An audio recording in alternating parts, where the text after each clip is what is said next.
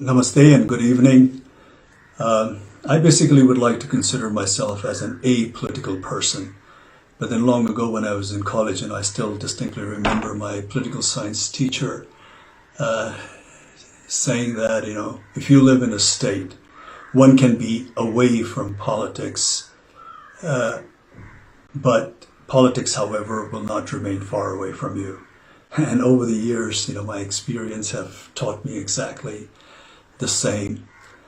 But the present issue that has engulfed Nepal, I somehow say that it is even beyond politics.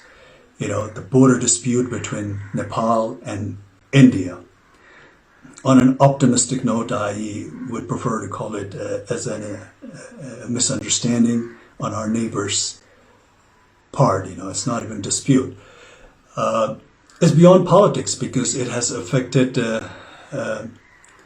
all of us. It has struck the raw emotional chord of every Nepali like myself, irrespective of our backgrounds, of our ethnicity, political affiliation, or religious belief for that matter. And after this incident, most Nepali feel that their pride has been scarred heavily, and the very foundation of being a citizen of an independent, sovereign nation has been, heavily shaken. And this, of course, as we can see from the development of the current situation, is absolutely unbearable and simply unacceptable. Because, you see, this is a nation shaped by the distinguished gallantry exhibited by our forefathers, with the support of Nepali people of all backgrounds, all ethnicity. And I do not say that, in our history and in the past, that we haven't displayed any weaknesses or compromises. But whatever sacrifices we have made in the past has been for one and only one reason, and that is to preserve and retain our independence and sovereignty. Therefore, the present landmass that we call Nepal has not been shaped without paying a price. Therefore, the territory of Nepal is something that the population of this nation, under no circumstances, are willing to compromise. And it's not a big deal, because I'm sure India India not only understands this very clearly, but also highly identifies with this emotion, because India itself has gone through an arduous struggle against the heavy-handedness of its colonial powers. But we do not want to dwell on unnecessary braggadocio. Like we said, we in the past, in history, we've had our weaknesses. We had, our share of shortcomings. There was a phase of ignorance. There was a phase of, absent of political will amongst the political parties of the day, or the display of apathy by our political leaders of that time for some reasons. And, the more than sporadic political and social turmoil over the years that took place in this nation, of course, has not been of any help. And also not to forget,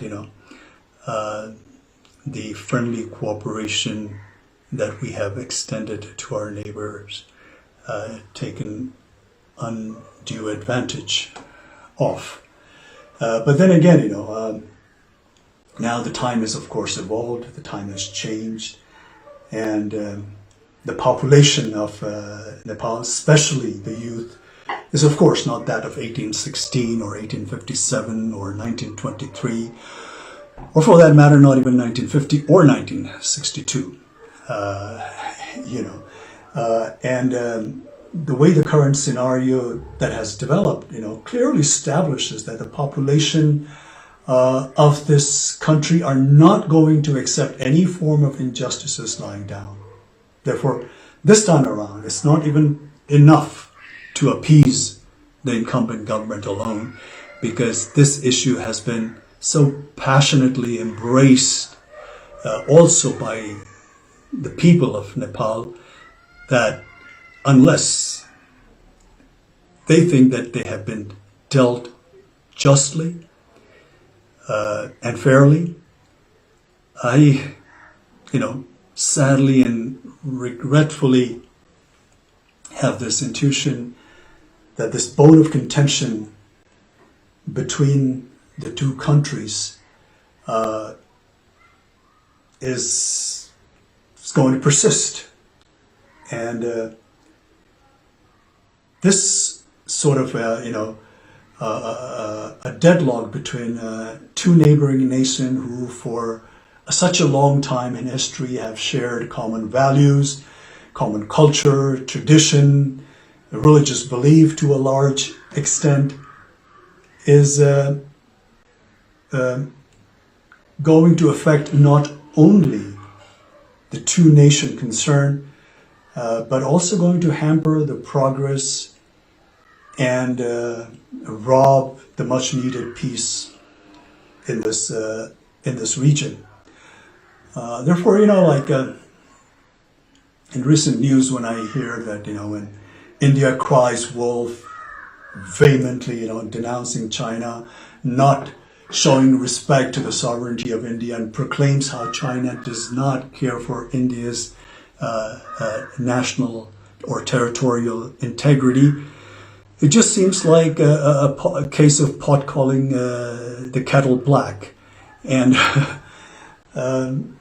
India, for no doubt, India today is being a powerful country, not only of this region, but also a force that is to be recognized and respected globally.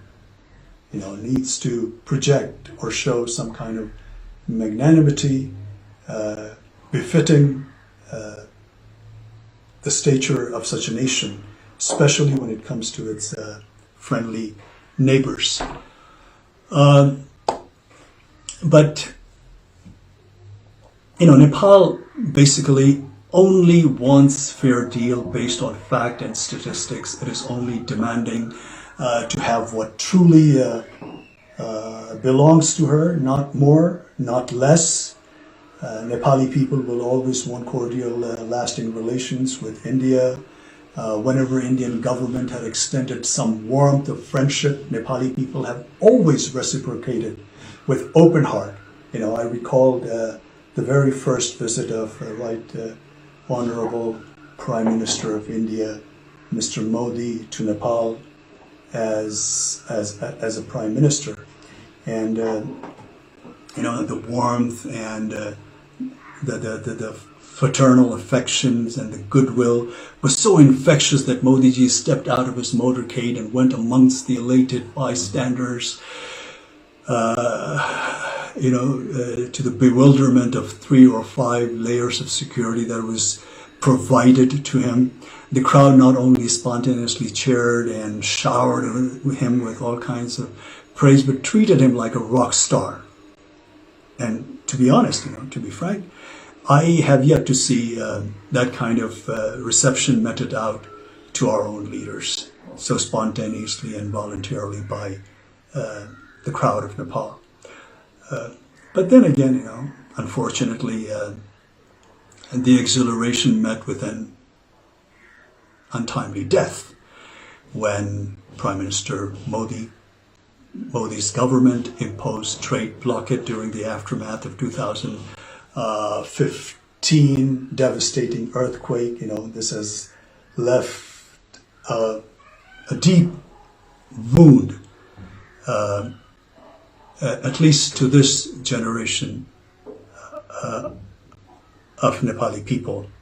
Therefore, time and again, this untimely blockades and with lopsided treaties and agreements and unresolved border disputes and not to mention taking advantage of the weakness of our political leaders, has a repercussion of which, befalls this nation and its people. Therefore, the current step that India has taken vis-a-vis Limpiyadhura and Lipulekh has in some way come as the last straw on the camel's back. It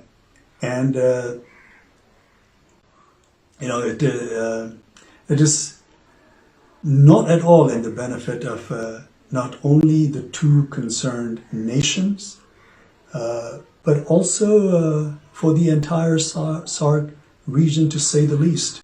It definitely not conducive for a nation like India that's marching ahead with global ambition, to have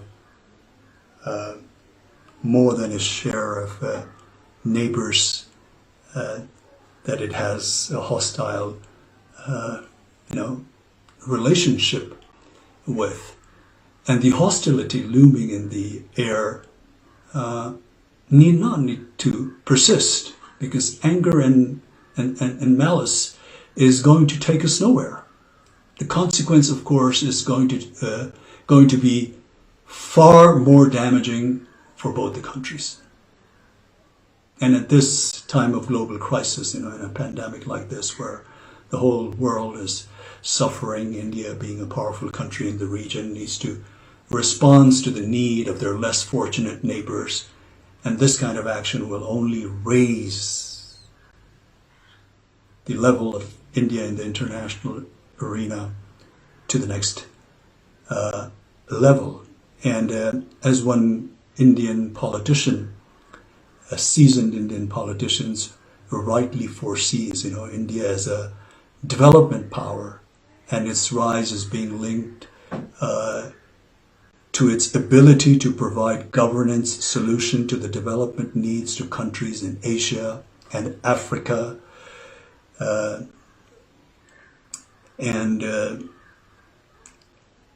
Also, just recently I was fortunate enough to hear the Prime Minister of India, Mr. Modi's address to his nation. I think it was on the occasion of Buddha Jayanti, and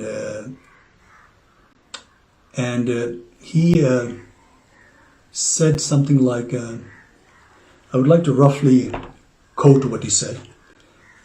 He said, we should always work with a sense of service only. When there is compassion, sympathy, then these feelings make us so strong that one can overcome the biggest challenge.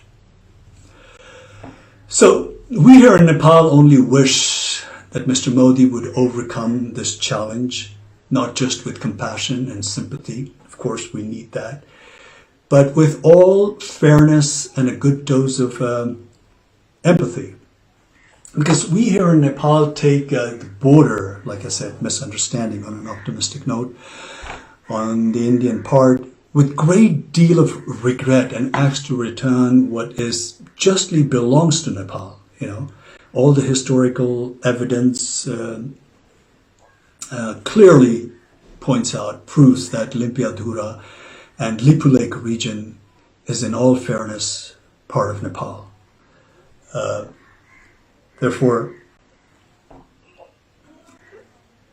as a country, as a nation, as the people of this country, we are just humbly requesting our friendly neighbor to look into the facts of the history, the statistics, and deal this matter with all fairness and justice, amicably, through cordial diplomatic channels, because this kind of antagonistic atmosphere in this region is not not only not good for both the nations concerned, but for this entire region as well. I'm sure, despite few ups and downs and challenging moments here and there, basically India and Nepal share a relationship that is probably unmatched anywhere else in the world. And this challenge that we're facing at the moment right now, India will deal very fairly and justly and come out with a solution that appeases the Nepali population and makes them feel that they have been dealt justly. Thank you.